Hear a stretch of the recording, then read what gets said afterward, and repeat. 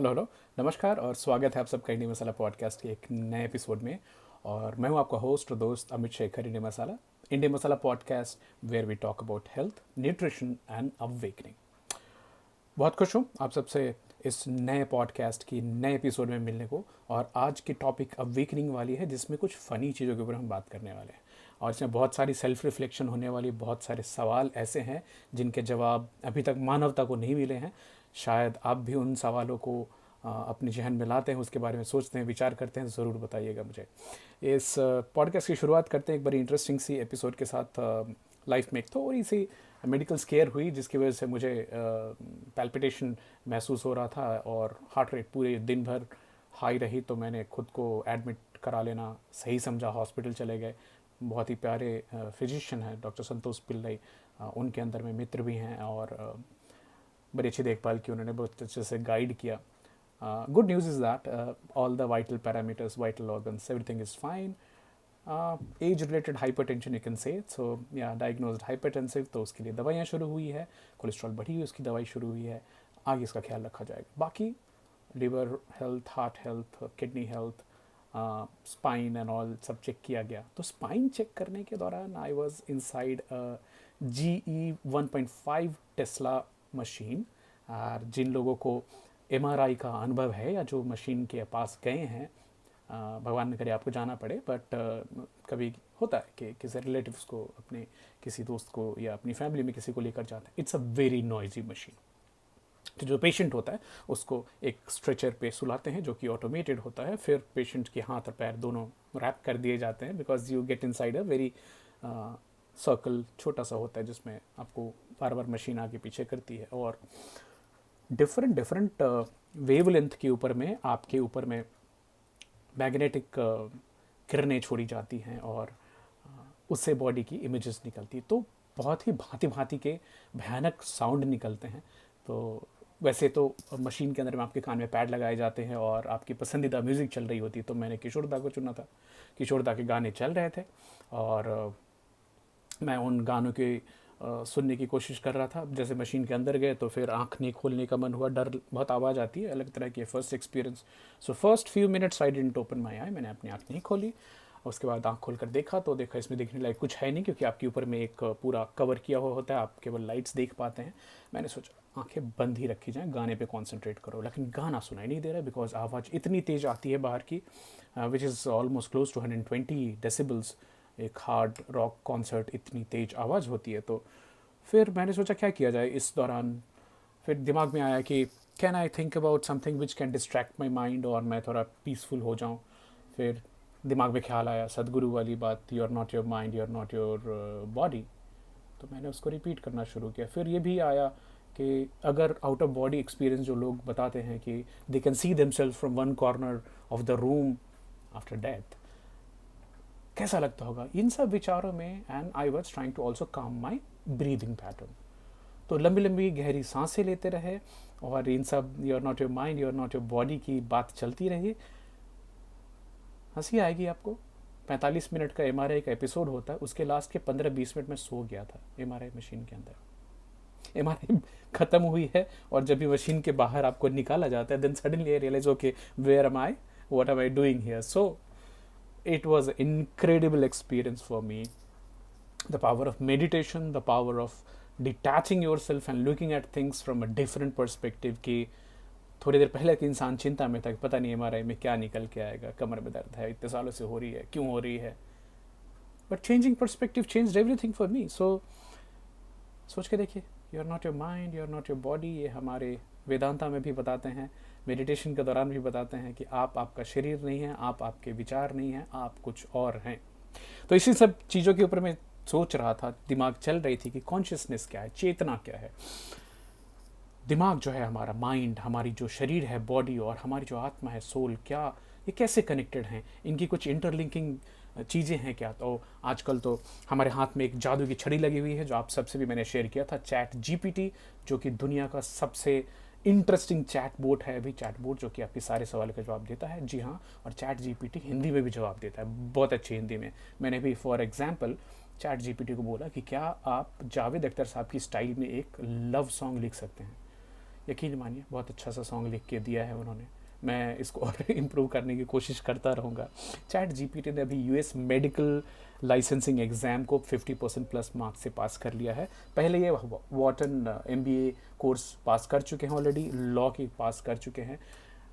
Teachers सभी खुश हुए हैं क्योंकि चैट जीपीटी की जो ओपन एआई जो कंपनी है उसने खुद से एक ऐसी चैट बोर्ड भी बनाई है जो कि टीचर्स को ये चेक करने में मदद करेगी कि क्या ये जवाब किसी एआई का लिखा हुआ था कि किसी आर्टिफिशियल इंटेलिजेंस ने लिखा या इंसान ने लिखा।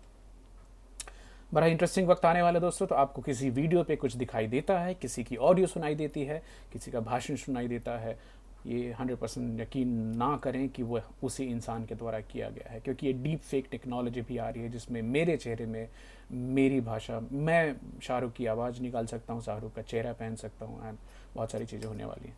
सो दृश्यम जो आप देख रहे हैं, जो आप सुन रहे हैं, वो शायद सही नहीं है। तो मैंने कुछ सवाल पूछे चैट जीपीटी से कि आप बताएं कि ये जो हार्ड प्रॉब्लम ऑफ कॉन्शियसनेस क्या होती है। हार्ड प्रॉब्लम ऑफ कॉन्शियसनेस के सवाल जवाब में उन्होंने बताया कि हार्ड इसको इसलिए बोलते हैं कि अभी तक इसकी कोई साइंटिफिक एक्सप्लेनेशन नहीं हो पाई है despite the advances neuro sciences. Hard problem में कॉन्शियसनेस रहती कहाँ है, चेतना हमारे शरीर के अंदर है, कहाँ है, किस जगह पे। फिर मैंने ये भी पूछा कि क्या आपको मालूम है हमारे शरीर में दिमाग कहाँ रहता है।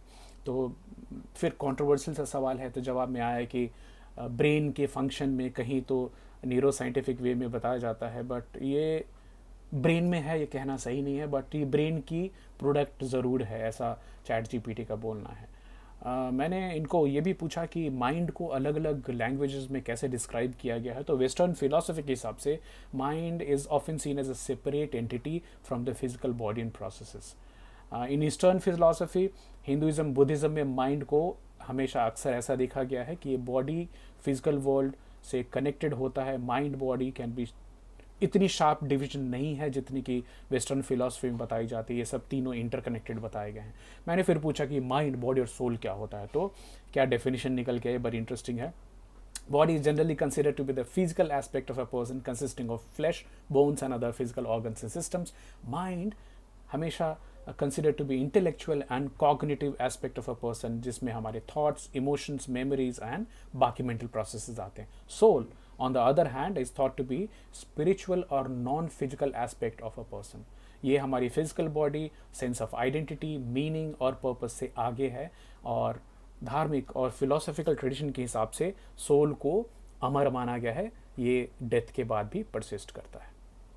मैंने और भी इन सब सवाल को पूछते पूछते इनसे पूछा कि आप ये बताएं कि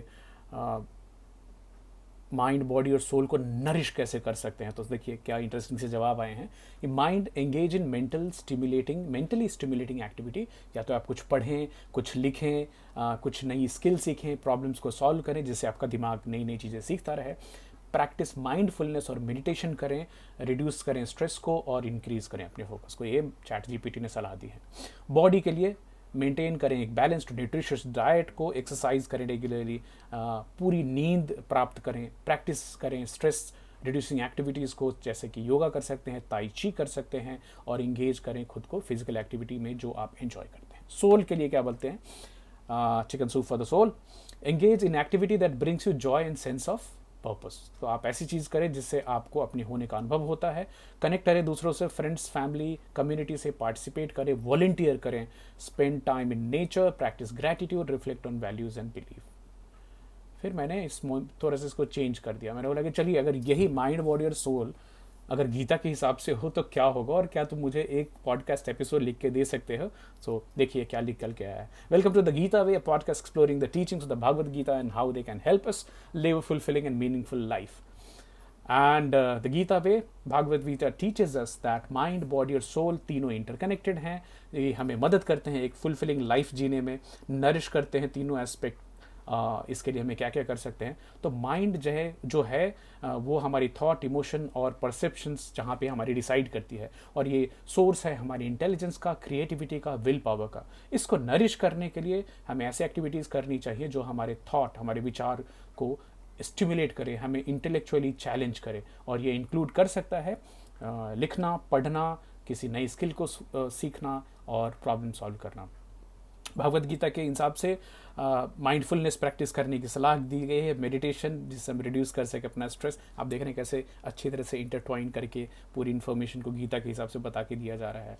next is about body. Body एक वेसल है जो कि हमारे माइंड और सोल को कैरी करता है। तो देखिए गीता का आंसर आ गया कि शरीर जो है इसके अंदर में ये खाली एक वाहक है जो कि हमारे माइंड को, दिमाग को और सोल आत्मा को लेके चलता है। तो इसको बैलेंस करना इंपॉर्टेंट, न्यूट्रिशियस डाइट से, एक्सरसाइज और एडिक्वेट स्लीप से इम्पॉर्टेंट है।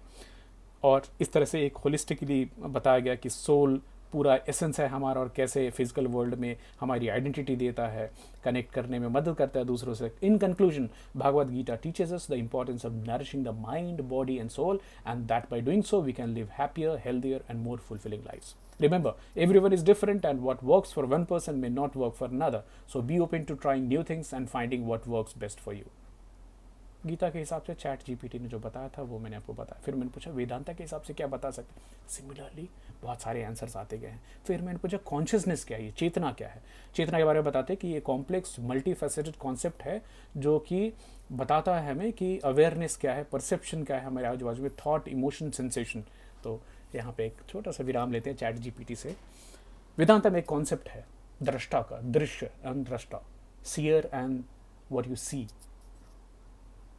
आई थिंक इन दैट मोमेंट जब भी वो हमारे मशीन के अंदर में एक भय वाले वातावरण में जहाँ अनिश्चितता थी अपने जीवन के बारे में, अपने शरीर के बारे में, खुद को खाली ये बताना कि आप आपके शरीर नहीं हैं, आप आपके विचार नहीं हैं, आप कुछ और हैं, इसने मुझे इतनी एम्पावरमेंट दी उस समय, उस क्षण में। उस एक हंसी आई, एक लाइटनेस महसूस हुई कि किस हद तक हम तनाव, स्ट्रेस, संसार, जीवन, इसमें इतने उलझ जाते हैं कि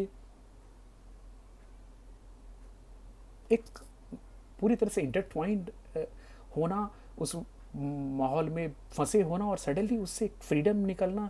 और इस तरह की फ्रीडम की आप 120 dB वाली टेम्परेचर 18 डिग्री होती है हमारे मशीन के रूम में, और हमारे कंबल दिए हैं, फिर वो ठंड लग रही है बट सो गया।